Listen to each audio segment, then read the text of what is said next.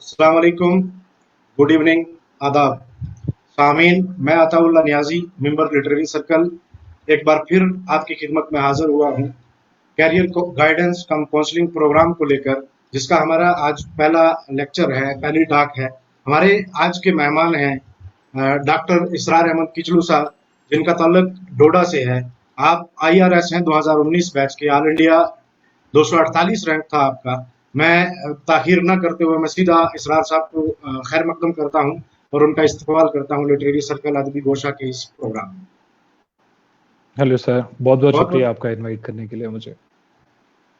जी, सबसे पहले सवाल मेरा यही रहेगा डॉक्टर इसरार अहमद किचलू सर, आपको बहुत बहुत मुबारक हो। आप एक रोल मॉडल हैं हमारी रियासत के लिए और पूरी सिर्फ जम्मू एंड कश्मीर के लिए नहीं, लेकिन पूरे हिंदुस्तान के नौजवानों के लिए, खासकर वो लोग जो सिविल सर्विसेज के लिए तैयारी कर रहे हैं, उनके लिए आप एक रोल मॉडल हैं।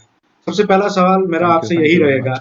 कि आप जी जज़ाक आप अपनी जर्नी के बारे में बताएं कि कहाँ से ये शुरुआत हुई, आपकी स्कूलिंग कहाँ से हुई, आप कहाँ से हैं, और एक ब्रीफ इंट्रोडक्शन आप अपना दें, उसके बाद प्रोग्राम को आगे जी, मेरी most of the schooling Jammu से ही हुई है।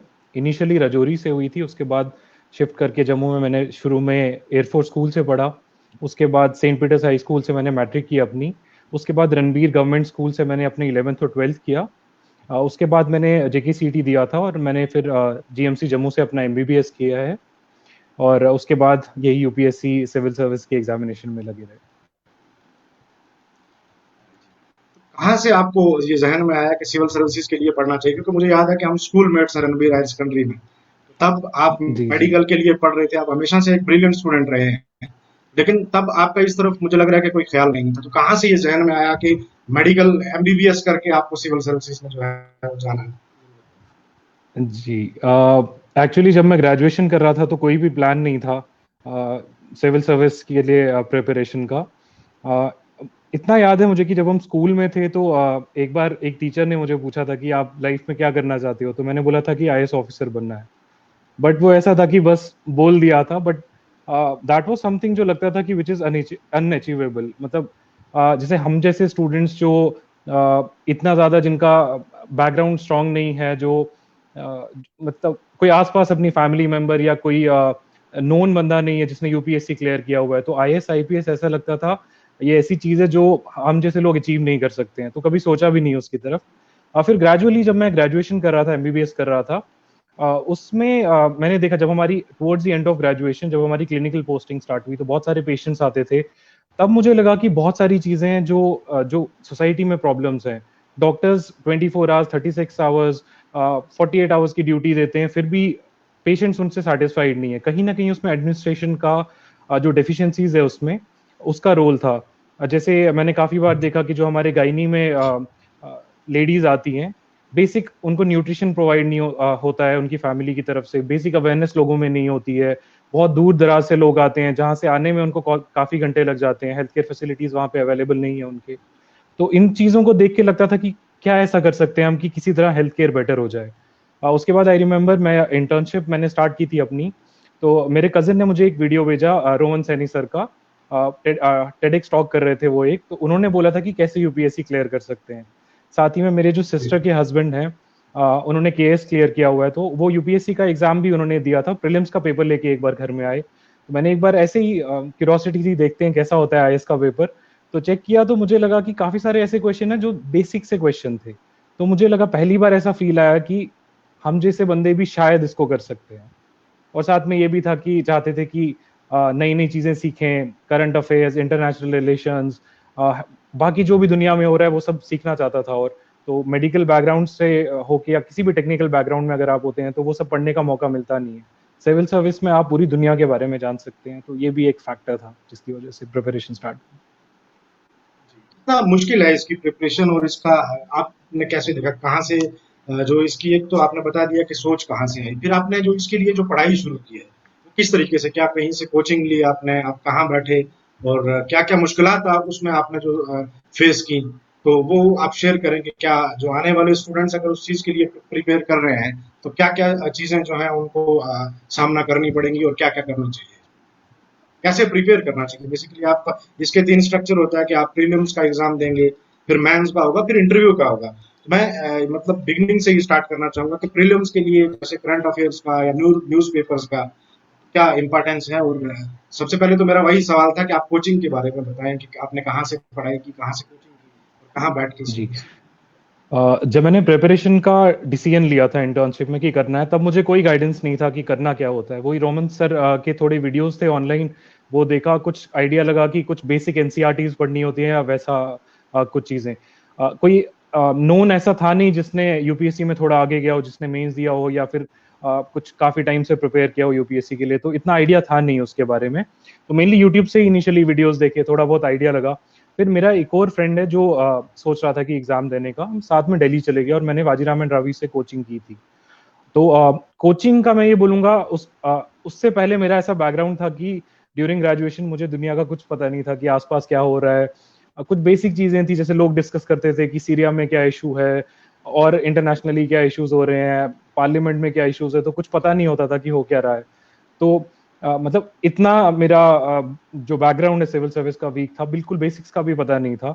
तो मैं दिल्ली गया क्योंकि मुझे लगा कुछ आता नहीं है तो कोचिंग से कुछ पता चल जाएगा। वहां पे जाके मैंने कोचिंग ली। एज सच मुझे इतना लगा कि coaching is not very essential. आप कोचिंग के बिना भी अच्छे से प्रिपेयर कर सकते हैं, क्योंकि कोचिंग आपका 6 to 8 months और 9 months चलेगा। उस पीरियड में जो इतना वो पढ़ाते हैं वो आप खुद 2-3 महीने में कवर कर सकते हैं। तो मुझे लगता नहीं इतना कि आप कोचिंग करना इतना एसेंशियल है। कुछ टॉपिक्स हैं जैसे इकोनॉमी है, फिजिकल ज्योग्राफी है, क्लाइमेटोलॉजी, जैसे साइक्लोन्स हैं, या फिर कुछ कुछ ज्योग्राफी के और टॉपिक्स है जो मुझे डिफिकल्ट लगते थे। वो टॉपिक्स में मुझे हेल्प हुई कोचिंग से। बट एज सच अब इतने ऑनलाइन एवेन्यूज अवेलेबल हैं। आप ऑनलाइन बहुत सारे चैनल्स आपको मिल जाएंगे जो यूपीएससी या केएस की प्रिपरेशन करवा रहे हैं स्टूडेंट्स को। तो मुझे लगता है कोचिंग अब इतना एसेंशियल नहीं है।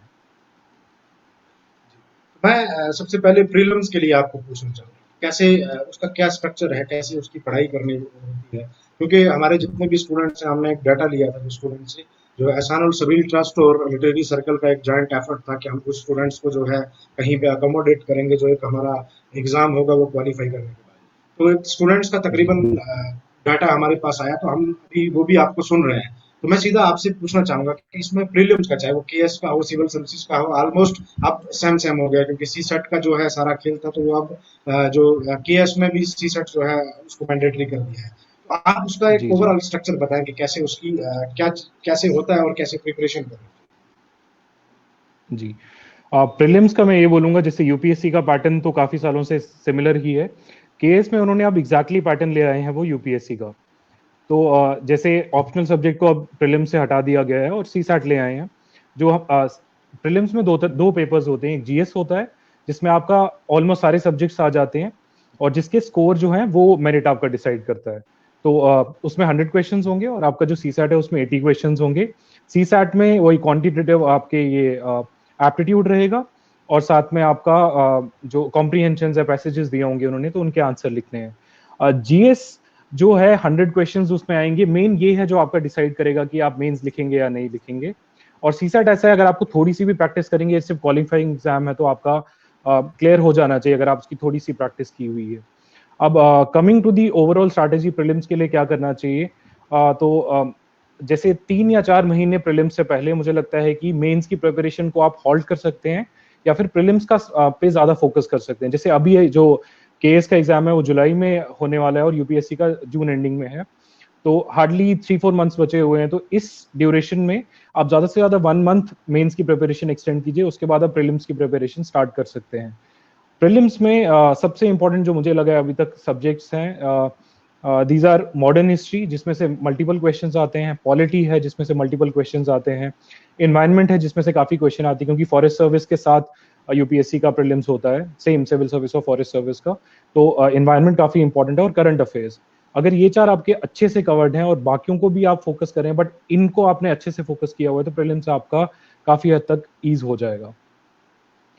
बाकी अगर रहा डिटेल्ड, अगर हम प्रीलिम्स की बात की जाए तो जैसे नंबर काफी स्टूडेंट्स मुझे पूछते हैं कि कितने क्वेश्चंस अटेम्प्ट करने चाहिए एग्जाम में। तो अगर 100 क्वेश्चंस है जीएस में तो आई वुड रिकमेंड कि पर्सनली जो मेरा एक्सपीरियंस है, तो आप 80+ अटेम्प्ट तो जरूर कीजिए। जैसे मैंने अपना जब फर्स्ट अटेम्प्ट दिया था जिसमें मैंने यूपीएससी क्लियर नहीं किया था, मैंने हार्डली 65 और 67 अटेम्प्ट किए थे क्वेश्चंस। मेरी एक्यूरेसी ठीक रही, लेकिन नंबर ऑफ क्वेश्चंस इतने कम अटेम्प्ट किए थे कि मैं जो कट ऑफ था उसको क्लियर नहीं कर सका। तो डिपेंडिंग अपॉन योर एक्यूरेसी, मेरी एक्यूरेसी जैसे ऑन एन एवरेज 65 टू 75% रहती है। मॉक टेस्ट जब मैंने दिए थे उससे मुझे पता चला। तो मैं लास्ट जो मेरा थर्ड अटेम्प्ट जो मैंने जिसमें क्लियर किया यूपीएससी, मैंने 100 में से 97 अटेम्प्ट किए थे। तो मैं इतना नहीं बोलूंगा सबको मैक्सिमम अटेम्प्ट करो, बट एटलीस्ट 80 प्लस अटेम्प्ट करने चाहिए आपको।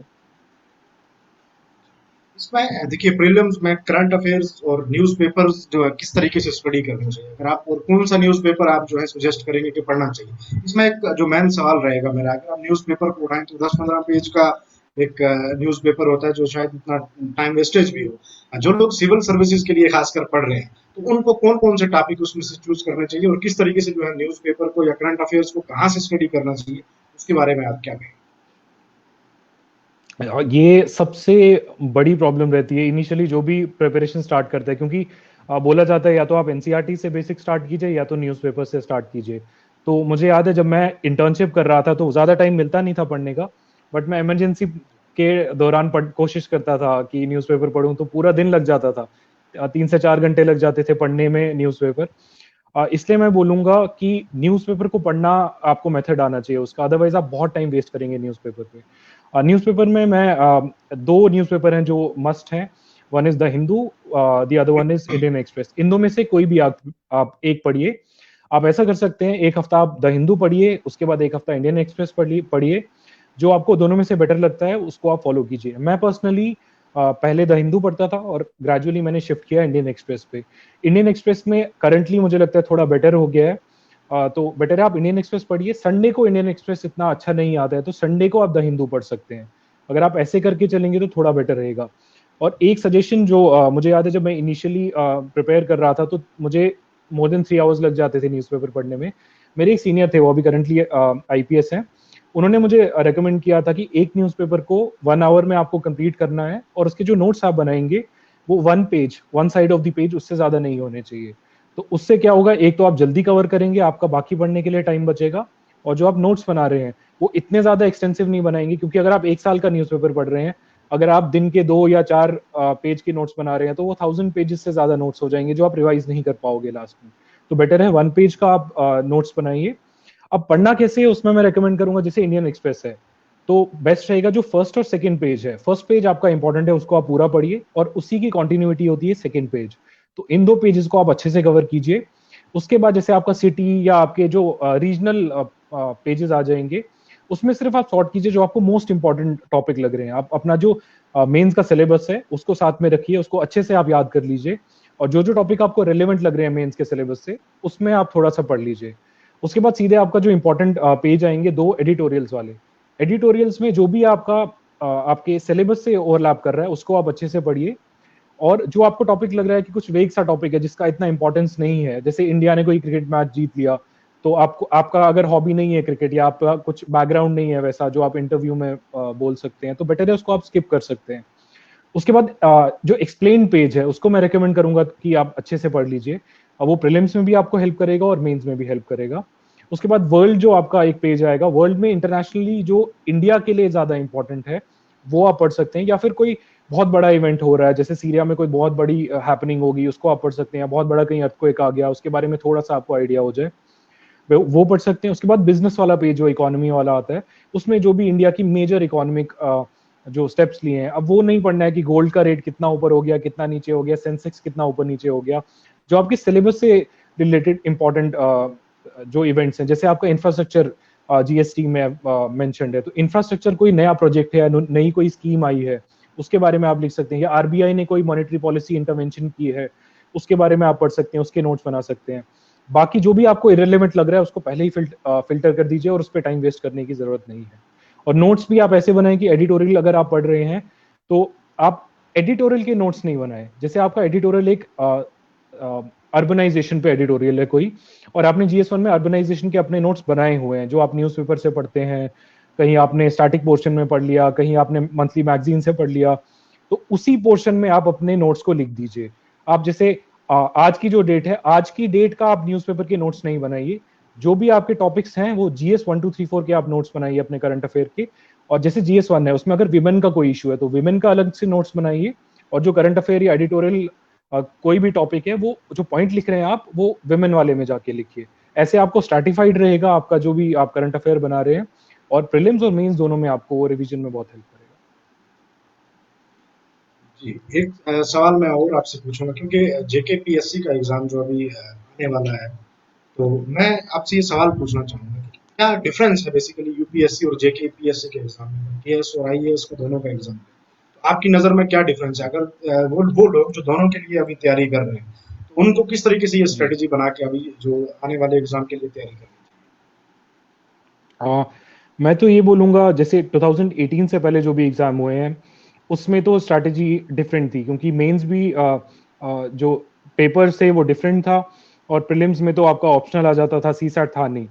2018 ऑनवर्ड्स सिलेबस एग्जैक्टली सेम हो गया है आपका, ऑप्शनल के सॉरी मेंस का भी और प्रीलिम्स का भी।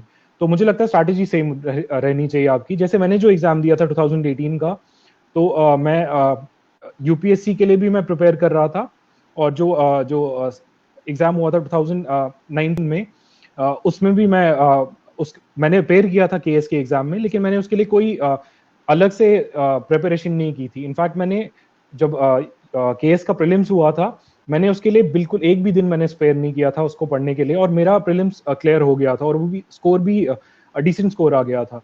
तो अगर आप यूपीएससी के लिए अच्छे से प्रिपेयर कर रहे हैं, तो मुझे लगता है आपका ऑटोमेटिकली केएस के लिए भी आपकी प्रिपरेशन हो जाएगी। One additional thing that you would that is important for you is, आपको थोड़ा सा करंट अफेयर और जो भी आपकी स्कीम्स या कुछ आ रही है जेएंडके से रिलेटेड, वो भी आपको अलग से थोड़ा पढ़ना पड़ेगा। जैसे कोई भी नई लैंड की अभी स्कीम आई है, या कुछ भी कहीं नई पॉलिसी आ रही है कुछ भी जेएंडके से रिलेटेड, थोड़ा उससे आप अप टू डेट रहिए। अदरवाइज जो मेजर आपका पोर्शन ऑफ सिलेबस है, that is exactly same for both KS and UPSC. है? अगला सवाल मेरा रहेगा, क्योंकि जो प्रीलिम्स का जो एग्जाम, उसमें आपने काफी तफसील से बताया कि क्या है। इसमें तो कोई एक तो लैंग्वेज आप करने का शायद ऑप्शन है कि आप किसी भी लैंग्वेज में आजकल जो है वो एग्जाम दे सकते हैं। उसमें खासकर जैसे जम्मू कश्मीर में मोस्टली लोग जो है वो उर्दू जानते हैं। मेरा ये सवाल रहेगा आपसे कि क्या कोई लैंग्वेज सिविल सर्विसेज के लिए बैरियर बैरियर है कुछ ऐसा? क्योंकि अगर कोई उर्दू बैकग्राउंड से कोई बच्चा जो है वो स्टडी करके आ रहा है, तो क्या अगर वो सिविल सर्विसेज की तैयारी करने के लिए आगे आएगा, तो क्या उसको जरूरी है कि वो इंग्लिश पर पहले कमांड हासिल करे, या इंग्लिश पढ़े और उसके बाद जो है वो इसके लिए प्रिपरेशन करे, या किसी भी लैंग्वेज में आज के दौर में वो स्टडी करके अपना एग्जाम दे? जी, जितना प्रीलिम्स का मुझे आइडिया है, प्रीलिम्स में दो ही लैंग्वेजेस होती हैं, अगर if I am not mistaken. जैसे यूपीएससी में जो होता है इंग्लिश एंड हिंदी, एक ही पेपर में दोनों लैंग्वेजेस होती हैं, और आपको उनमें से एक देना पड़ेगा। लेकिन मेंस में आप अपनी लैंग्वेज सेलेक्ट कर सकते हैं, चाहे वो उर्दू हो या हिंदी हो या इंग्लिश मीडियम हो, किसी भी मीडियम में आप प्रिपेयर कर सकते हैं, और सभी मीडियम से लोग सेलेक्ट होते हैं हर साल। लेकिन एक इशू है कि इंग्लिश में ऐसा रहेगा, जो आपका मटेरियल आपको अवेलेबल होगा, जैसे करंट अफेयर्स है या बाकी जो भी आपको वैल्यू एडिशन मटेरियल है, वो मोस्टली इंग्लिश में ज्यादा अवेलेबल होता है। अब काफी इंस्टीट्यूट्स हैं जो, जैसे मुखर्जी नगर में काफी इंस्टीट्यूट्स हैं, वो इंग्लिश मटेरियल्स को हिंदी में ट्रांसलेट करके आपको प्रोवाइड करते हैं, वहां पे थोड़ी हेल्प होती है। तो अगर आप कुछ इंस्टीट्यूशंस जो उर्दू में आपको वो ट्रांसलेट करके दे रहे हैं, तो आपके लिए हेल्पफुल रहेगा। आप किसी भी मीडियम से इजीली नहीं कहूंगा मैं, लेकिन किसी भी मीडियम से आप क्लियर कर सकते हैं, बट थोड़ी सी आपको मुश्किलात इंग्लिश से कंपैरेटिवली ज्यादा आएगी उसमें। मेरा सवाल रहेगा, हम मेंस पे आते हैं, मैं सीधा आपसे सवाल पूछूंगा कि मेंस की क्या पढ़ने के लिए क्या स्ट्रेटेजी रहनी चाहिए। और एक जो सवाल अभी कमेंट्स में भी मोस्टली स्टूडेंट्स का ये आ रहा था कि क्या बेस्ट वे हो जी। सकता है जो ऑप्शनल चूज करने के लिए? क्या ऑप्शनल, जैसे आप मेडिकल फील्ड से हैं, तो आपने क्या ऑप्शनल चूज किया इसमें? खासकर जो इंजीनियरिंग बैकग्राउंड के मोस्टली लोग आते हैं, वो आर्ट्स के कोई सब्जेक्ट चूज करते हैं। स्टूडेंट्स को यहाँ पर क्या देखना चाहिए, किस तरीके से ऑप्शनल चूज करना, और मेंस की पूरी स्ट्रेटेजी आप बता दें कि किस तरीके से आपने प्रिपरेशन की, और आपने वहां से क्या सीखा अपने एक्सपीरियंस से, जो आप स्टूडेंट्स के साथ शेयर करना चाहते हैं कि आज जो नए पढ़ने वाले बच्चे हैं। और इसमें एक मोस्टली सवाल भी आता है, क्योंकि बहुत सारे लोगों ने ये कहा कि जब से हमने प्रीलिम्स के लिए पढ़ना स्टार्ट किया, वहीं से हमने मेंस के लिए भी पढ़ाई शुरू कर दी। तो आप इसके बारे में क्या कहना चाहेंगे? तफसील से मैं आपसे जवाब चाहूंगा कि आप इसके बारे जी, पहले तो आप ऑप्शनल की बात करें। देखिए, ऑप्शनल में जैसे बाकी जो भी सब्जेक्ट्स हैं वो तो सबके सेम रहेंगे, तो उसमें आपको कोई भी गाइड कर सकता है, जिसने भी जो भी आगे तक गया है एग्जाम में। जहाँ ऑप्शनल की बात रही, तो ऑप्शनल में ऐसा है, आपको कोई क्लियर कट नहीं बोल पाएगा कि आप ये ऑप्शनल लीजिए। जैसे मेरा बैकग्राउंड जो था एमबीबीएस था, तो मेरे लिए मेडिकल साइंस कंपैरेटिवली लेना थोड़ा, सिलेक्शन मेरे लिए थोड़ा इजी रहा, ऑल्दो सब्जेक्ट इतना इजी नहीं है, वो बाद में मुझे यूपीएससी में एंटर करने के बाद पता चला। बट ऑप्शनल में ऐसा रहेगा, मुझे लगता है आप ये देखिए जो आपका बैकग्राउंड है, अगर आपको लगता है कोई एक सब्जेक्ट है जिसमें आपका ग्रेजुएशन में या में आपका थोड़ा कमांड था, तो उसको आप ले सकते हैं। या फिर जो आपको इंटरेस्टिंग लग रहा है, जैसे अगर आपको इंटरनेशनल रिलेशन या पॉलिटिक्स में ज्यादा इंटरेस्ट है, पॉलिटी में सॉरी, तो आप वो ले सकते हैं। कुछ लोगों को ज्योग्राफी में ज्यादा इंटरेस्ट रहती है, वो ले सकते हैं। अगर आपका उर्दू काफी अच्छा है, तो आप लैंग्वेज जो आपकी है, या उर्दू लैंग्वेज, हिंदी लैंग्वेज, कोई भी आपकी लैंग्वेज है, आप वो आराम से ले सकते हैं। बाकी कुछ सब्जेक्ट्स जो बहुत कॉमनली लोग लेते हैं, जैसे एंथ्रोपोलॉजी है, पीएसआईआर है, ज्योग्राफी है, सोशियोलॉजी है, काफी सारे ऑप्शंस हैं। इनमें आप ये देख लीजिए कि तीन चार चीजें हैं। एक तो आपकी इंटरेस्ट अपनी होनी चाहिए, आपका बैकग्राउंड है वो होना चाहिए, और तीसरा आप ये देखिए कि पिछले कुछ सालों में कितने लोग सेलेक्ट हो रहे हैं उस ऑप्शनल से। अगर कोई ऑप्शनल है जिसमें से सिलेक्शन मिनिमम है, तो बेटर है आप उसको अवॉइड कर सकते हैं। बट अगेन, अगर आपकी इंटरेस्ट काफी ज्यादा है उसमें, तो आप उसको छोड़िएगा नहीं ऑप्शनल को। और साथ में उसके जो मटेरियल है वो अवेलेबल होना चाहिए। कुछ ऐसा हो एक कि जिसका मटेरियल ही आपको कहीं से अवेलेबल नहीं है, बहुत मुश्किल आ रही है पढ़ने में, तो बेटर है उसको आप स्किप कर सकते हैं और वो ऑप्शन ले सकते हैं जिसका मटेरियल आपको थोड़ा ऑनलाइन या फिर आपको मार्केट में इजीली अवेलेबल होगा।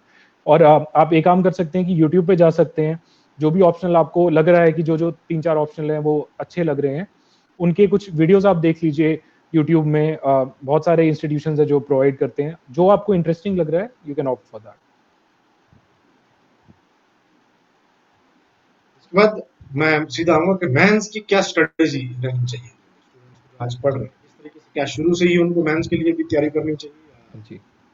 पहले प्रीलिम्स के लिए पढ़ के क्वालिफाई करके उसके बाद मेंस पे आना देखिए, काफी सारे जो आपके सब्जेक्ट्स रहेंगे वो ओवरलैप करेंगे प्रीलिम्स और मेंस के बीच में। जैसे अगर आप जीएस वन में जाएंगे मेंस के, तो जो मॉडर्न हिस्ट्री आपका, आर्ट एंड कल्चर है, ancient history, medieval history, geography आ गया आपका, ये सारे टॉपिक्स जो हैं ये प्रीलिम्स में भी हैं और आपके मेंस में भी रहेंगे। सिमिलरली जीएस टू में आपका पॉलिटी पूरा प्रीलिम्स में भी है और आपका मेंस में भी रहेगा। जीएसटी के भी काफी टॉपिक्स ऐसे ओवरलैप करते हैं आपके। तो बेटर है आपकी इंटीग्रेटेड अगर अप्रोच रहेगी तो बेटर रहेगा। इसमें आपके दो तरह से आप कर सकते हैं। जैसे आप मॉडर्न हिस्ट्री जब भी पढ़ रहे हैं, आप मॉडर्न हिस्ट्री को अच्छे से उसके फैक्ट्स भी पढ़ लीजिए, जो आपको प्रीलिम्स में हेल्प करेगा। और आप आंसर राइटिंग भी कर सकते हैं कि अगर आपको कोई एक टॉपिक उन्होंने दिया जिसपे आंसर लिखना है, तो उन फैक्ट्स को आप कैसे यूज करके आप आंसर बना सकते हैं, वो उसमें हेल्प करेगा आपका। कुछ चीजें हैं जो आपकी ओवरलैप नहीं करती हैं प्रीलिम्स और मेंस में, उसको बेटर है पहले आप वो चीजें पढ़ लीजिए जो आपका ओवरलैप करता है, ताकि आपका फाउंडेशन प्रीलिम्स और मेंस दोनों का आपका स्ट्रांग हो जाए।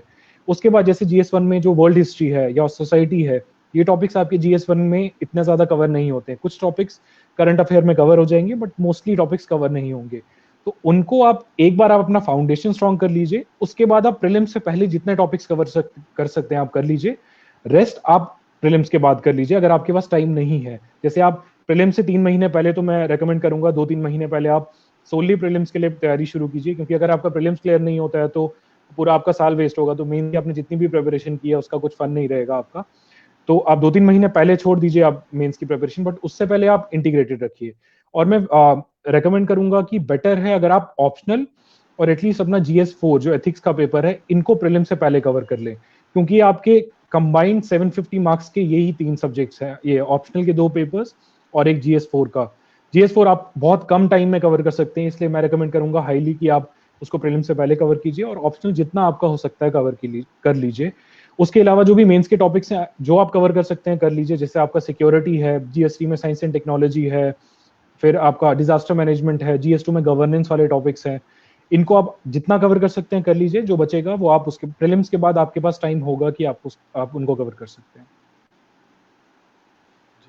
है। एक जो मोस्टली लोगों ने सवाल पूछा है अभी कमेंट्स में भी वो पूछ रहे हैं, कौन कौन सी बुक्स आप रिकमेंड करेंगे मेंस के लिए, कौन कौन सी मेंस के लिए और किस प्रीलिम्स के आथर की लिए? किताबें। जी, अच्छा। आप प्रीलिम्स के लिए पहले बताएं, उसके लिए हम मेंस की बात जी जी। एक्चुअली काफी सारी बुक्स, क्योंकि सिलेबस ओवरलैप करता है, तो बहुत सारी बुक्स रहेंगी जो आपकी सिमिलर रहेंगी। बुक लिस्ट जो है वो काफी वास्ट होती है, तो मैं एग्जैक्टली इस सेशन में पूरा नहीं बता पाऊंगा, लेकिन मैं मोस्ट इंपॉर्टेंट बुक्स जो मुझे लगता है कवर जी जी। होनी चाहिए, मैं उसका आपको एक आइडिया दे सकता हूँ जो मैंने पर्सनली फॉलो की है। सबकी स्ट्रैटेजी अलग रहती है बुक्स के लिए, कुछ लोगों को एक बुक पसंद आती है, कुछ लोगों को दूसरी आती है। जो मेरी पर्सनली स्ट्रैटेजी रही है, क्योंकि मैंने शुरू में काफी ज्यादा बुक्स पढ़ ली थी या फिर कुछ बुक्स नहीं पढ़ी थी जो मुझे लगा कि मेरी मिस्टेक्स है, मैं कोशिश करूंगा कि बाकी स्टूडेंट्स वो मिस्टेक्स ना करें। तो जैसे काफी लोग बोलते हैं कि 6 to 10 की एनसीईआरटी पढ़नी चाहिए या नहीं पढ़नी चाहिए, मैं रिकमेंड करूंगा कि पॉलिटी की अगर आप पढ़ते हैं तो बेटर रहेगा, क्योंकि वो एक बैकग्राउंड आपको देगा। ज्योग्राफी और हिस्ट्री और बाकी जो सब्जेक्ट्स हैं मुझे लगता है उनकी आप स्किप कर सकते हैं, इतना इंपॉर्टेंट नहीं है 6 to 10 पढ़ना। पॉलिटी में भी जस्ट हैव अ रीड, इतना ज्यादा डिटेल में जाने की जरूरत नहीं है। आप बस एक रीड कीजिए, बेसिक अंडरस्टैंडिंग के लिए नोट्स बनाने की जरूरत नहीं है। लेकिन 11th और 12th की आप सबकी पढ़ लीजिए। पॉलिटी में आपकी 11th की एनसीईआरटी इज इंपॉर्टेंट, काफी ज्यादा, उसके नोट्स भी बना लीजिए अगर आप कर सकते हैं। और 12th की जो पोस्ट इंडिपेंडेंस की बुक है उसको भी आप पढ़ लीजिए, क्योंकि पोस्ट इंडिपेंडेंस से मेंस में क्वेश्चन आते हैं। इनफैक्ट प्रीलिम्स में भी अभी पिछले 2-3 साल में 1-2 क्वेश्चन आ चुके हैं। और आपका रहा एनसीईआरटी हिस्ट्री की, तो मैं रेकमेंड करूंगा, आप कुछ लोग बोलते हैं कि ओल्ड एनसीईआरटी पढ़ें या न्यू एनसीईआरटी पढ़ें। अगर आपने ओल्ड पढ़ ली है तो बेटर है आप ओल्ड एनसीईआरटीज पे स्टिक कीजिए। लेकिन अगर नहीं पढ़ी है तो आई वुड रेकमेंड, जो आपकी थीम्स आती हैं हिस्ट्री की, 3 बुक्स हैं 11th-12th की, उन थीम्स को कवर कीजिए। ओल्ड को आप स्किप कर सकते हैं, क्योंकि ग्रेजुअली जो क्वेश्चन है वो ओल्ड एनसीईआरटी से न्यू एनसीईआरटी में शिफ्ट हो रहे हैं।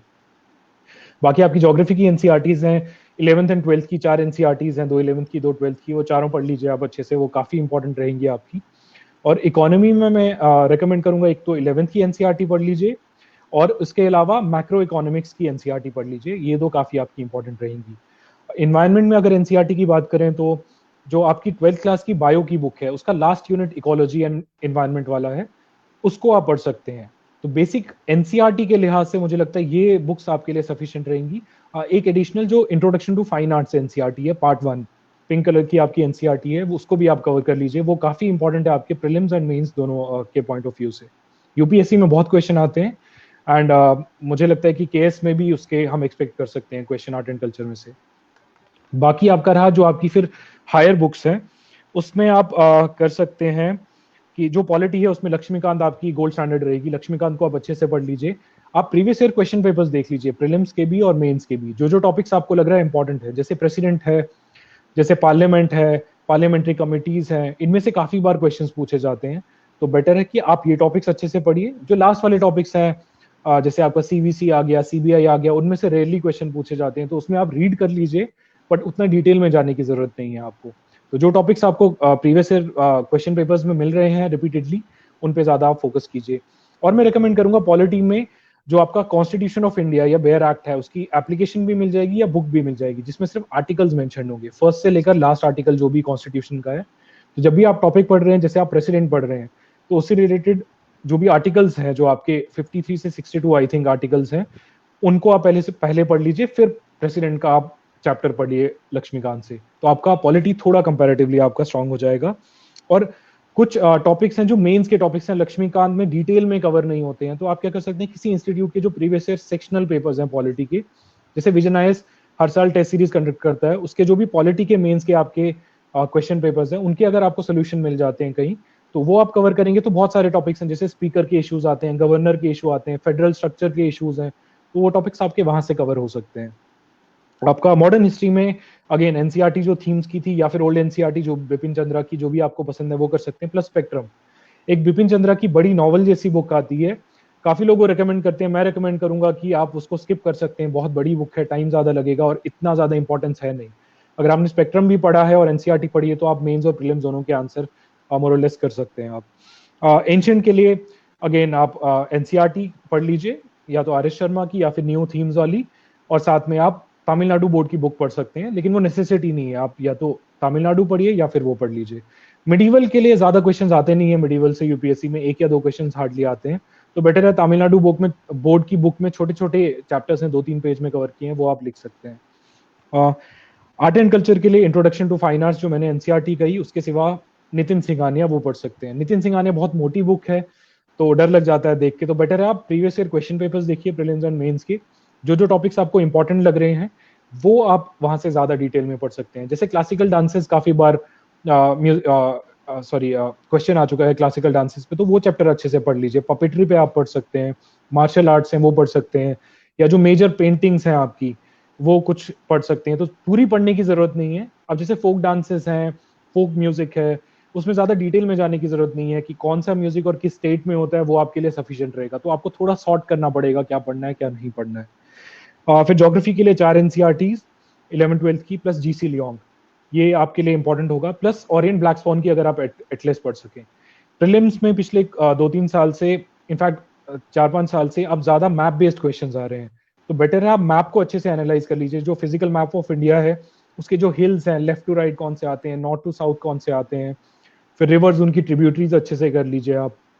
पॉलिटिकल मैप में आप क्या कर सकते हैं कि स्टेट्स की बाउंड्रीज, ऐसा अगर आप देखेंगे आपको लगेगा कि आपको पॉलिटिकल मैप ऑफ इंडिया पता है, लेकिन काफी स्टूडेंट्स को जैसे ये नहीं पता होगा कि सिक्किम को सिर्फ वेस्ट बंगाल बॉर्डर करता है, मेघालय को सिर्फ असम बॉर्डर करता है।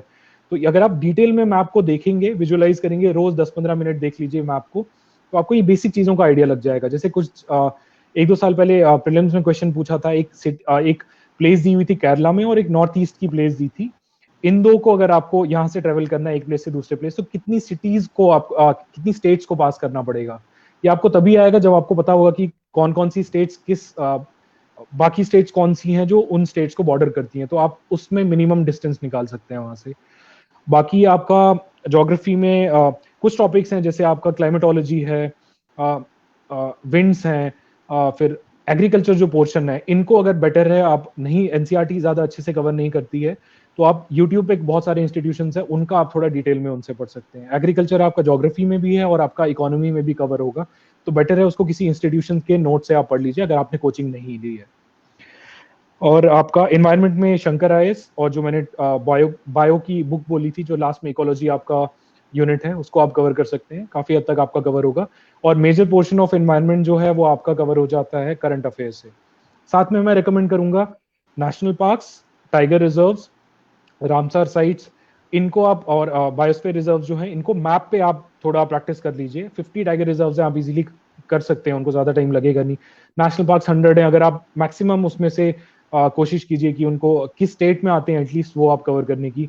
वेटलैंड में थोड़ा डिटेल में भी पूछते हैं, जैसे कुछ 1-2 साल पहले पूछा गया था कि कौन से नेचुरल वेटलैंड्स हैं, कौन से मैनमेड वेटलैंड्स हैं, तो थोड़ा आप उसको डिटेल में जानने की जरूरत है। तो ये आप या तो ऑनलाइन गूगल पे मैप्स मिल जाएंगे, उनमें से सीख सकते हैं, या एनविस वेबसाइट है, ENVIS, उस पे भी स्टेट वाइज उन्होंने मेंशन किए हुए हैं टाइगर रिजर्व्स, एलिफेंट रिजर्व्स, आपके नेशनल पार्क्स, और जो मेजर वाइल्ड लाइफ सैंक्चुरीज है बहुत सारी हैं, आप सारी कर नहीं पाएंगे, लेकिन जो मोस्ट इंपॉर्टेंट है उनको पढ़ लीजिए। एक क्वेश्चन तो आपका यहाँ से फंसेगा।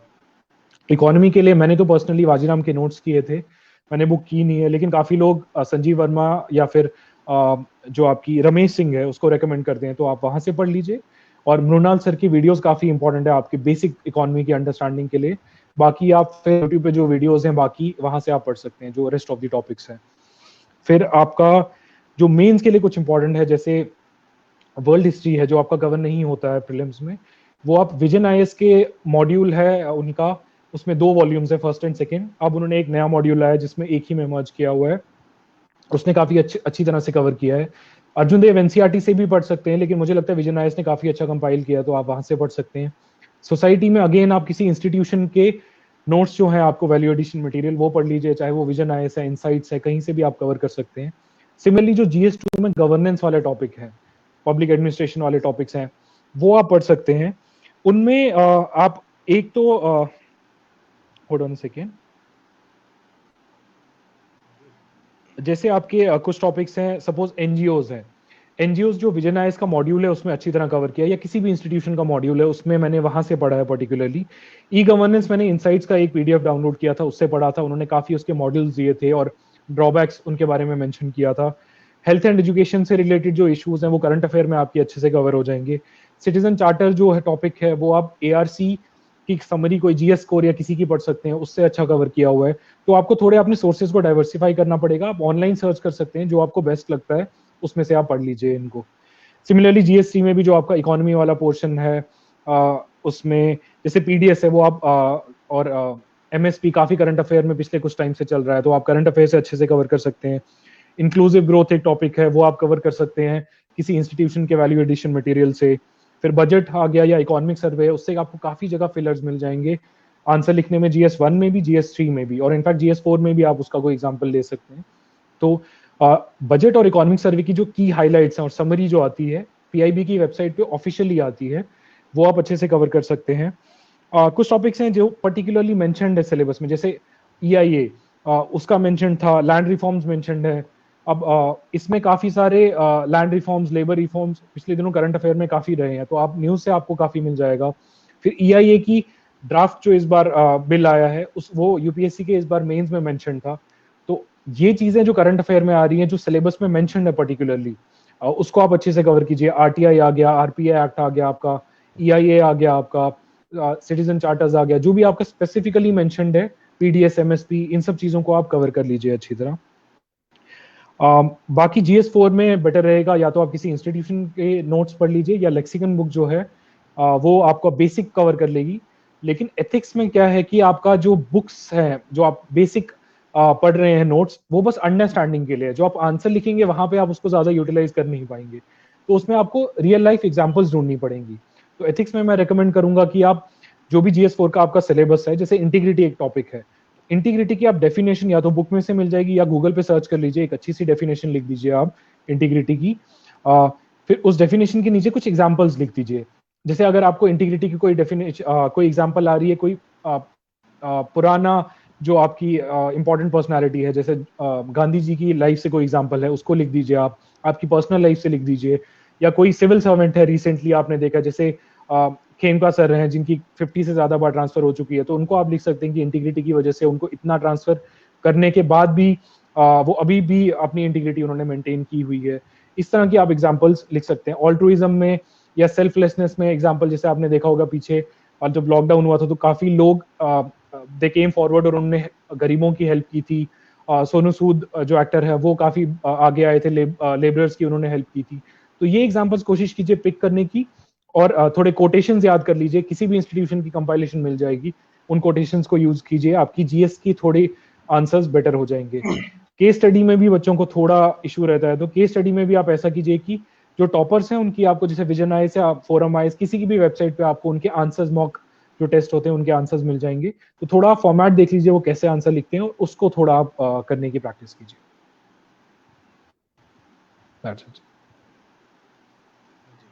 उसके बाद मेंस में जो ऐसे राइटिंग का पोर्शन काफी है, तो उसके बारे में इन शॉर्ट आप क्या कहना चाहेंगे? उसके लिए जिस तरीके से पढ़ना है और किस तरीके से प्रैक्टिस जो करनी है, वो किस किस तरीके से उसके लिए तैयार रहना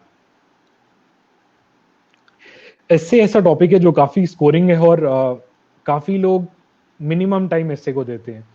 एस्से आपका अलग से एक पेपर है जो 250 मार्क्स का है, तो आई वुड रिकमेंड कि आप एटलीस्ट एक साल में हफ्ता 10 दिन तो एस्से को दे दीजिए, क्योंकि यहाँ पे यू कैन स्कोर 100 मार्क्स और इवन 150 मार्क्स, तो बहुत ज्यादा गैप हो जाता है।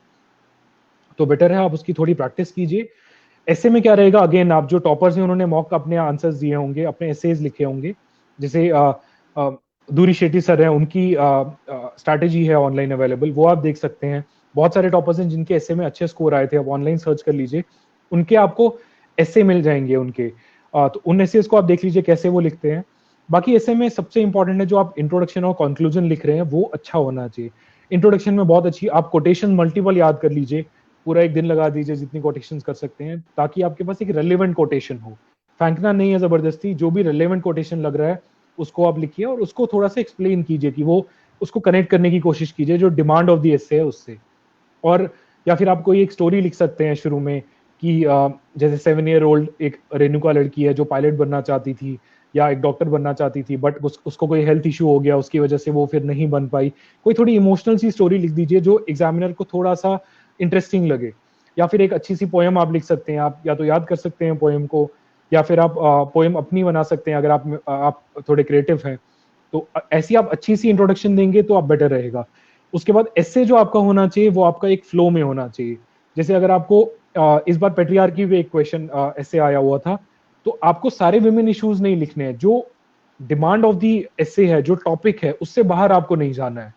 जैसे हेल्थ केयर में प्राइवेटाइजेशन, जो हेल्थ केयर में प्रॉब्लम्स है उनको कैसे एड्रेस कर सकती है, अगर ये ऐसे आया तो आप ये नहीं लिखिए कि हेल्थ केयर में ये इश्यूज हैं, इनको हमें ऐसे ऐसे ठीक करना चाहिए। स्पेसिफिकली प्राइवेटाइजेशन कैसे हेल्प कर सकती है, जैसे हेल्थ केयर में मेडिकल एजुकेशन में प्रॉब्लम्स हैं, उसको प्राइवेट अगर कॉलेजेस खुल रहे हैं या टेली एजुकेशन जो है वो कैसे हेल्प कर सकती है, उस पर आप फोकस कीजिए। बाकी एक फ्लो होना चाहिए आपका ऐसे में पूरा। अगर आप कोई एक पैराग्राफ लिख रहे हैं, दूसरा पैराग्राफ एब्रप्टली चेंज नहीं होना चाहिए। अगर आपको बिल्कुल लिंकर कोई नहीं मिल रहा है तो आप ऐसे लिख सकते हैं कि फर्स्टली ये हमें स्टेप लेना चाहिए ठीक करने के लिए, then secondly this, thirdly this, तो थोड़ा आपका लिंकर आ जाएगा। और कुछ लिंकर्स ऐसे यूज कर सकते हैं, also, further, in the same when, ऐसे करके, ताकि आपका थोड़ा कनेक्ट रहे। और ऐसे आप जैसे काफी लोग क्या करते हैं, डायमेंशंस को एक्सपैंड करने के लिए लिख देते हैं कि economically these steps need to be taken, or politically these issues are there, environmentally these issues, ऐसे bluntly नहीं लिखिए। थोड़ा सा ग्रेजुअल शिफ्ट होना चाहिए ताकि लगे कि इन्वायरमेंट के टॉपिक पे लिख रहा है, लेकिन ब्लंटली आप इन्वायरमेंट को मेंशन नहीं कीजिए स्टार्ट में।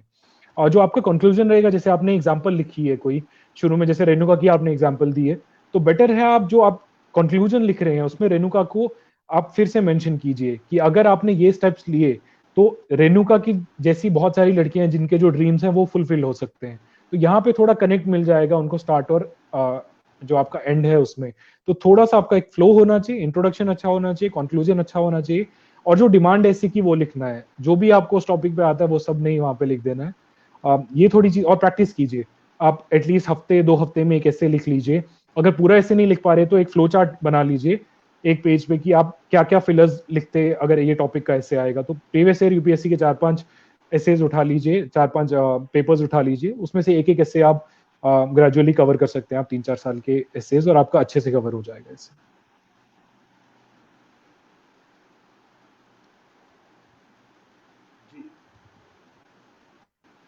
मेरा अगला सवाल आपसे ये रहेगा कि इंटरव्यू के लिए किस तरीके से प्रिपरेशन, लास्ट में इंटरव्यू सॉरी जो सर। आता है उसकी वो कैसा रहेगा और किस ये आपको मेरी आवाज आ रही है?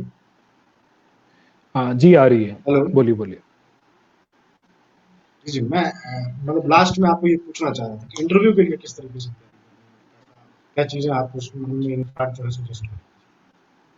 जी, इंटरव्यू जो स्टेज थी इनिशियली, मैं काफी वरीड था इंटरव्यू को लेके, क्योंकि कोई प्रैक्टिस नहीं थी, और throughout my life I have been an introverted person, तो ज्यादा बात करता नहीं था। सोशल प्लेटफॉर्म पे भी ज्यादा मैंने डिस्कशन की नहीं है, तो मुझे बहुत डर था कि कैसे मैं करूंगा। And in the end I got a decent score in interview. जो मुझे लगा, जो जो सबसे इंपॉर्टेंट चीज है, पहला है जो डिटेल्ड एप्लीकेशन फॉर्म आप भर रहे हैं इंटरव्यू में, उसमें आप ब्लफ नहीं कीजिए। जो आपकी पर्सनैलिटी है उसको आप लिख दीजिए। कुछ भी, जैसे आपकी हॉबी है, जो चीज आपने नहीं की है कभी, उसको आप मेंशन नहीं कीजिए, क्योंकि वो कहीं ना कहीं आपको पकड़ लेंगे। जो वहां पे बैठे होंगे इंटरव्यूअर्स, उनका 30 ईयर्स 40 ईयर्स का एक्सपीरियंस है, तो वो कहीं ना कहीं उनको पता चल जाएगा कि आप ब्लफ कर रहे हैं उनके साथ। तो बहुत सोच समझ के आप अपना डिटेल्ड एप्लीकेशन फॉर्म भरिए, और बहुत ज्यादा वो अट्रैक्टिव नहीं बनाइए उनको कि उनको लगे कि इसने ये भी मेडल लिया हुआ है, बहुत कुछ लिया हुआ है। उनको अचीवर्स नहीं चाहिए वहां पे, उनको चाहिए एडमिनिस्ट्रेटर्स जो इजीली एडमिनिस्ट्रेशन चला सकते हैं और जो मोल्ड हो सकते हैं इजीली, और जो दूसरों की बात सुनते हैं। तो आप अपना सिंपल रखिए डाफ, ताकि क्वेश्चंस भी जो आपसे पूछेंगे वो आप सब उनका आंसर दे सकते हैं। और दूसरा, you have to be a good listener.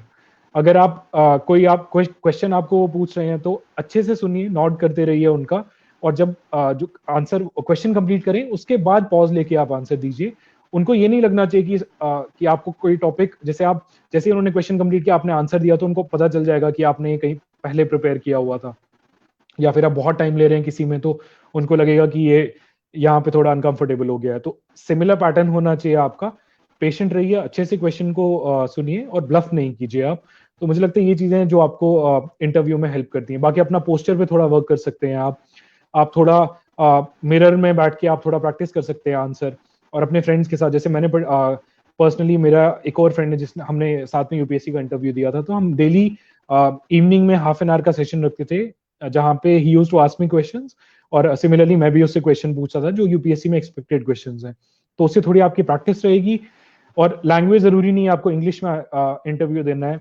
बहुत लोग हैं जो हिंदी मीडियम या उर्दू मीडियम, जो भी आपको देना है उसमें आप दे सकते हैं इंटरव्यू, और बहुत अच्छे स्कोर भी उनके आते हैं। तो आपको, अगर आपको लगता है आप इंग्लिश में कंफर्टेबल नहीं है, तो आप अपनी लैंग्वेज में इंटरव्यू दीजिए, उससे इंटरव्यूअर्स को कोई इम्पैक्ट नहीं होगा।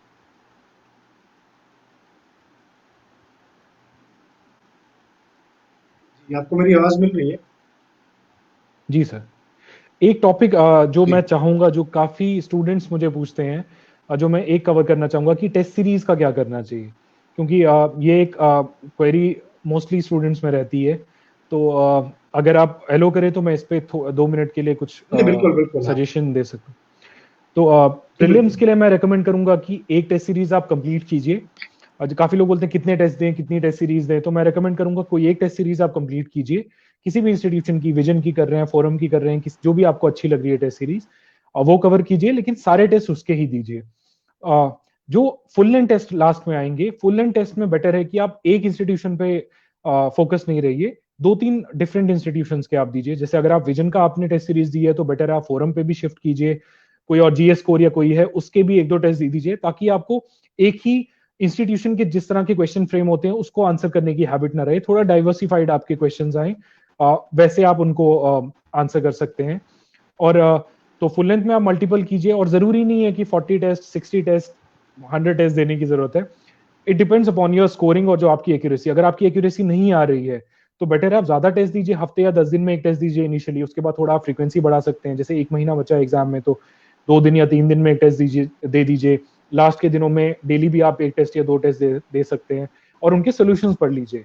तो rather than going for multiple test series, एक को पढ़िए, उसके सोल्यूशन साथ साथ पढ़िए, और लास्ट में उसके सोल्यूशंस को एक बार रिवाइज कर लीजिए। सिमिलरली मेंस में लोग बोलते हैं क्या करना है, तो बेटर है अगर आपने फर्स्ट टाइम आप मेंस दे रहे हैं तो एक बार आप फुल लेंथ जो टेस्ट सीरीज होती है जिसमें 30 टेस्ट या कुछ ऐसे होते हैं उसको ज्वाइन कर लीजिए। जो जो टॉपिक आपको लग रहा है कि आप अच्छे आंसर नहीं लिख पा रहे हैं उनके, उनको आप टेस्ट वो वाले टेस्ट दे दीजिए। जरूरी नहीं है 30 के 30 टेस्ट देने आपको, लेकिन जितने आप कवर कर सकते हैं उतने कर लीजिए। बट फुल लेंथ टेस्ट मैं रेकमेंड करूंगा एटलीस्ट 2 बार दे दीजिए, जीएस 1 2 3 4 एक बार, और फिर से एक रेपिटेशन जीएस 1 2 3 4, तो बेटर रहेगा आप उसके दे सकते हैं। जो मुझे पर्सनली लगा है, विजन आईएएस और फोरम आईएएस की दोनों की मेंस की टेस्ट सीरीज अच्छी होती है, तो वो आपको अच्छी प्रैक्टिस करवाएगा। लेकिन प्रीलिम्स में अगर आपने नहीं भी ऑफिशियली ज्वाइन की है तो मेंस में मैं रेकमेंड करूंगा, क्योंकि आपको फीडबैक की जरूरत होती है, तो आप एक इंस्टीट्यूशन की एटलीस्ट जो फुल लेंथ टेस्ट होते हैं उनकी वो टेस्ट सीरीज आप ज्वाइन कर लीजिए। जी, लास्ट में मैं आपसे ये पूछना चाहूँगा कि आप पेरेंट्स को खासकर जब अपने बच्चों को जो सिविल सर्विसेज के लिए तैयारी करवाना चाह रहे हैं, उनको, और जो न्यू कमर्स जो सिविल सर्विसेज के लिए सोच रहे हैं, उनके लिए आप क्या सजेशंस रहेंगे?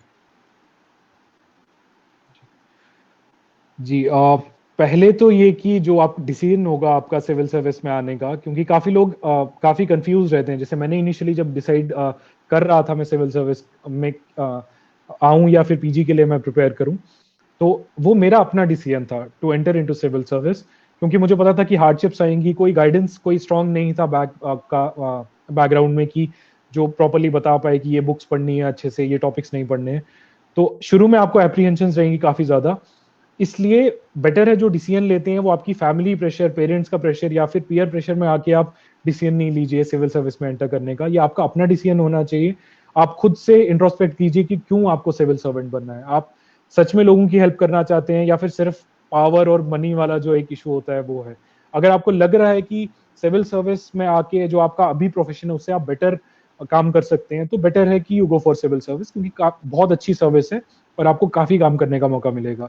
दूसरा ये है कि आपको थोड़ी मेंटोरशिप की जरूरत होती है, स्टार्टिंग में पता नहीं चलता कि करना क्या है।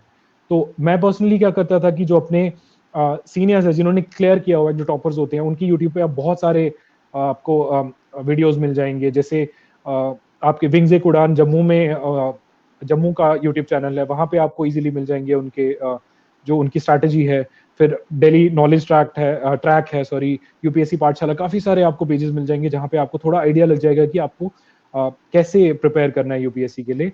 अब बाकी ये रहेगा, एक जो मुझे लगता है सबसे इंपॉर्टेंट चीज है, जैसे बचपन में जब टीचर ने पूछा था कि आपने क्या बनना है, मैंने आईएएस ऑफिसर बोला था, लेकिन मुझे लगा कभी नहीं कि मैं बन सकता हूँ आईएएस ऑफिसर। वो ऐसी चीज लगती थी जो कुछ स्पेशल लोग कर सकते हैं, ऐसा कुछ भी नहीं है।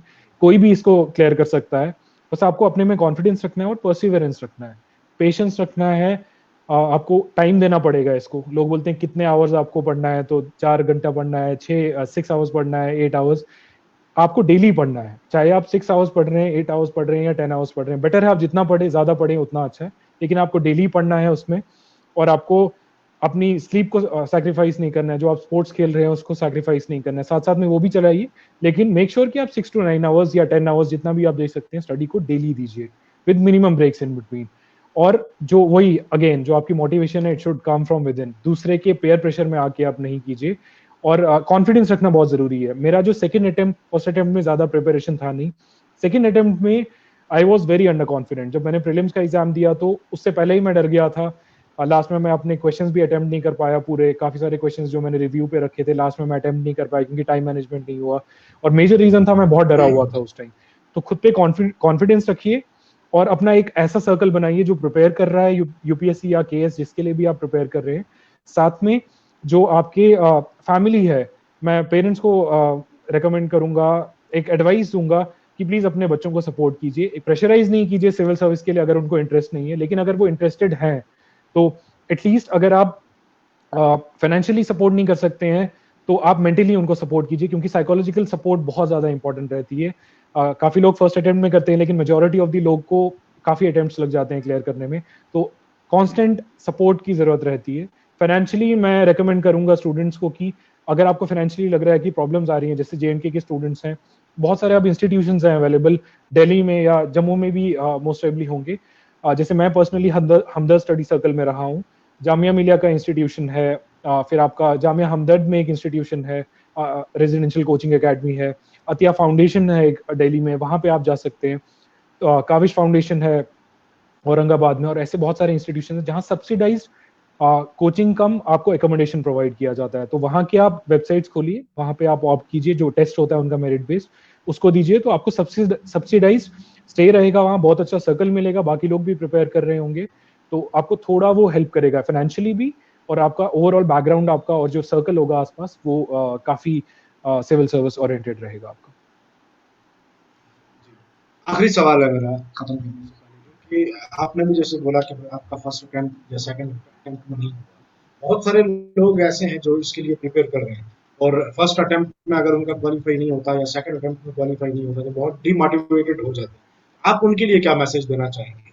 क्योंकि बहुत सारे लोग इस पर परेशान होके कुछ छोड़ देते हैं, कुछ परेशान होके एकदम जो है बाद में नहीं हो पाता है, तो आप इसकी उनके लिए क्या मैसेज देंगे कि उनको किस तरीके से जी, देखिए ये रियलिटी है यूपीएससी या केएस के एग्जाम की। जैसे यूपीएससी की अगर बात की जाए तो daily every year almost 1 million लोग फॉर्म भरते हैं, उसमें से 4-5 लाख लोग या 3 से 5 लाख लोग एग्जाम देते हैं। तो पासिंग परसेंटेज, जैसे इस बार सिर्फ 714 सीट्स हैं, तो passing percentage is close to 0.1 to 0.2%। तो फेलियर के ज्यादा चांस है, 99.9% चांस है कि अगर आप फेल होंगे। बट अगेन अगर आप कंसिस्टेंटली पढ़ रहे हैं, जैसे मैंने 2 बार फेल किया एग्जाम, लेकिन मुझे कहीं ना कहीं पता था कि मैं इवेंचुअली अगर पढ़ूंगा मैं क्लियर कर सकता हूँ। और मैंने आपको जिससे पहले भी कहा कि मेरा बैकग्राउंड बहुत वीक था, मुझे polity, geography, current affairs, international relation के बारे में कुछ भी पता नहीं था। जब भी कोई डिस्कशन होती थी मैं वहां से दूर भागता था। तो मेरा बैकग्राउंड सिविल सर्विस का बहुत वीक था, लेकिन मेहनत की और लास्ट में मुझे कॉन्फिडेंस था कि eventually I would be able to clear this. तो आपको मोटिवेटेड रहना है, ये नहीं सोचना है कि एक बार क्लियर नहीं हुआ, 2 बार क्लियर नहीं हुआ तो नहीं होगा। मेनली इसलिए क्लियर नहीं होता है क्योंकि कंपटीशन ज्यादा है, और 0.1% या 0.2 या जितना भी आपका है, लेस देन 1% लोग सेलेक्ट होंगे। मेन वो रीजन है, आप में कोई कमी नहीं है कि जिसकी वजह से आप क्लियर नहीं कर रहे हैं। अगर आप कंसिस्टेंटली पढ़ रहे हैं, अगर आप मोटिवेटेड हैं, आप पढ़ते रहिए, एक अटेम्प्ट नहीं, दूसरा अटेम्प्ट नहीं, इवेंचुअली आपका क्लियर होगा। और जब भी आपका क्लियर होगा तब आपको एहसास होगा कि जो आपने 2 साल, 4 साल, 5 साल, जितने भी आपने साल लगाए हैं, वो वर्थ इट था, जो आपने एफर्ट लगाया इस एग्जाम को क्लियर करने में। बाकी रहा मोटिवेटेड कैसे रहना है, तो उसमें सबसे इंपॉर्टेंट है जो आपने डिसीजन क्यों लिया था सिविल सर्विस में आने का, वो बहुत इंपॉर्टेंट है। अब यहाँ पे आपको जो आप सोचते हैं कि पावर मिलेगी हाथ में या फिर इन्फ्लुएंशियल होंगे आप, ये चीजें आपको ज्यादा देर तक मोटिवेट नहीं करेंगी। जो बेसिक रीजन था जिस वजह से आपने पहली बार सोचा था कि मैं सिविल सर्विस में आऊंगा, उसको याद करते रहिए, वो आपको मोटिवेट करेगा। जो अपना आप सर्कल रखे रहिए, जो फैमिली है, फ्रेंड्स हैं, वो ऐसा रखिए जो आपको मोटिवेट करते रहते हैं, ना कि वो जो आपको बार बार कहें कि नहीं होगा भाई, कुछ और ट्राई कर ले। जैसे आई रिमेम्बर जब मेरा सेकंड टाइम क्लियर नहीं हुआ था यूपीएससी, तो मेरे 1-2 फ्रेंड्स हैं, मैं उनसे बात कर रहा था कि भाई क्लियर नहीं हुआ, पता नहीं मेरे फ्यूचर में क्या होगा, कि मैंने अपना करियर खराब तो नहीं कर दिया है। और मुझसे ज्यादा वो कॉन्फिडेंट थे और वो बोलते थे कि हमें पता है तूने क्लियर करना ही करना है, नेक्स्ट अटेम्प्ट जो थर्ड है उसमें तू क्लियर करेगा ही करेगा। तो ऐसे लोगों का अगर आपको बैकअप रहता है, जो आपको मोटिवेशन रहेगा, वो आपका बहुत ज्यादा मोटिवेट करेगा। प्लस वही है, आपको खुद पे कॉन्फिडेंस रखना बहुत जरूरी है। और कुछ कुछ छोटी छोटी चीजें हैं, आप ये इमेजिन कीजिए जब आप सेलेक्ट होंगे तो आपके फैमिली को कितना अच्छा फील होगा कि उनके बच्चे ने एक जो जिसको प्रेस्टिजियस एग्जाम बोला जाता है, यूपीएससी या जेकेएस, वो उसने क्लियर किया है। तो इन चीजों को इमेजिन करके आपको खुद ब खुद थोड़ा बूस्ट मिलता रहेगा। तो जैसे आपने कहा कि इसमें एक कलेक्टिव स्ट्रगल की जरूरत है कि आपको फैमिली सपोर्ट भी चाहिए, आपको फ्रेंड्स की सपोर्ट भी चाहिए, आपको मोटिवेटेड रहना है। आपने बहुत सारी चीजों को बहुत तफसील से बताया। तो मैं अब आपसे एक रिक्वेस्ट करूंगा कि बहुत सारे सवाल आ रहे हैं, क्योंकि इसमें अगर हम लेना शुरू कर देंगे तो यूपीएससी या सिविल सर्विसेज का एक ऐसा टॉपिक है कि आप कभी भी इसको मुकम्मल नहीं कर पाएंगे, आपको एक नई चीज मिलती रहेगी। तो मैं आपसे ये गुजारिश करूंगा कि अगर इन फ्यूचर जो स्टूडेंट्स हमसे कांटेक्ट करते हैं, उनकी अगर कोई परेशानियां हैं, वो हमारे थ्रू जो है हम आपसे पूछेंगे इंशाल्लाह। और मुझे उम्मीद है कि आप इस चीज़ के लिए हमेशा आगे आएंगे अपने स्टूडेंट्स की हेल्प करने के लिए, या वो लोग जो इस फील्ड में आना चाह रहे हैं। Sure sir, always. बहुत बहुत शुक्रिया इसरार अहमद किचलू साहब, आपने अपना कीमती वक्त दिया और बहुत इंफॉर्मेटिव जो लेक्चर्स था। और मुझे उम्मीद है कि जो स्टूडेंट्स इस चीज़ के लिए प्रिपरेशन कर रहे हैं, वो इस चीज़ का फ़ायदा उठाएंगे और अपने जो तैयारियां हैं वो कंटिन्यू करेंगे, और इंशाल्लाह वो जो है अपनी मेहनत जो है वो जारी रखेंगे। तो इसी के साथ मैं आपका बहुत बहुत शुक्रिया एक बार फिर हमारे प्रोग्राम में आने के लिए और अपना कीमती वक्त। आपका बहुत शुक्रिया मुझे इनवाइट करने के लिए। Thank you so much. जी, ये थे डॉक्टर इसरार अहमद किचलू साहब, जो आईआरएस हैं 2019 बैच के, और ऑल इंडिया 248 रैंक है। इनका ताल्लुक डोडा से है। इन्होंने बहुत तफसील के साथ हमारे स्टूडेंट्स से जो है बताया कि किस तरीके से सिविल सर्विसेज की तैयारी करनी है, केएस की किस तरीके से तैयारी करनी है। उन्होंने कुछ बुक्स भी रिकमेंड की। तो मैं जो स्टूडेंट्स इस चीज़ के लिए प्रिपरेशन कर रहे हैं, मैं उनसे लास्ट में इतना कहना चाहूँगा कि अगर इससे हट के आपको आपके कुछ सवालात हों, आप लिटरेरी सर्कल के फेसबुक पेज पर जाके आप हमसे रुजू करें। इंशाल्लाह ये सभी लोग वो हैं जो तैयार रहते हैं कि जो लोग जो स्टूडेंट्स इस चीज़ के लिए प्रिपरेशन कर रहे हैं, हम उनके साथ हमेशा जो है इंटरेक्ट करेंगे। अगर आपके इस तरीके के कोई सवालात भी रहेंगे तो हम पर्सनल में इनको भेजकर इनसे जवाब लेके आपको जो है वो कन्वे करेंगे। तो ओवरऑल इनकी बातों से यही नतीजा निकल के आया कि आपको हार्ड वर्क करना है, आपको किसी चीज़ की शुरुआत करनी है। और अगर आप किसी चीज़ को करने का ठान लेते हैं तो आप कभी नाकाम नहीं होते। जैसे किसी शायर ने कहा था कि जो सफ़र इख्तियार करते हैं वही दरिया को पार करते हैं, चल के तो देखिए मुसाफिर का रास्ते इंतजार करते हैं। आपका भी शायद वो सिविल सर्विसेज यूपीएससी के वो रास्ते जो है शायद इंतजार कर रहे हैं, लेकिन आपको शुरुआत करनी है, आपको जो है उसका आगाज करना है और उसके लिए एक मेहनत करनी है। तो इंशाल्लाह जो लिटरेरी सर्कल और एसएनएल सिविल ट्रस्ट का जो जॉइंटली एक एफर्ट था कि किस तरीके से जो गाइडेंस प्रोग्राम या काउंसलिंग जो है कॉम्पिटिटिव एग्जाम्स की जो है वो करवाई जाए, वो स्टूडेंट्स तक उनकी जो है मदद की जाए, उसका ये आगाज था और ये आज पहला प्रोग्राम था। इंशाल्लाह 20 तारीख को हमारा दूसरा जो टॉक रहेगी इस पे, उसमें बहुत सारी चीजें आपको सीखने को मिलेंगी। और इंशाल्लाह हम कोशिश करेंगे कि किस तरीके से इसको ज्यादा से ज्यादा कम टाइम में इंफॉर्मेटिव बनाया जाए, ताकि हमारे जो स्टूडेंट्स हैं जो इस चीज के लिए तैयारी कर रहे हैं उनको ये इस चीज का फायदा हो। मैं आखिर में एक बार फिर डॉक्टर इसरार अहमद किचलू साहब का शुक्रिया अदा करता हूँ और अपने तमाम सामीन का शुक्रिया अदा करता हूँ कि आपने जो कीमती वक्त दिया। और इसी के साथ मैं आपसे इजाजत चाहता हूँ। शुक्रिया। अस्सलाम वालेकुम।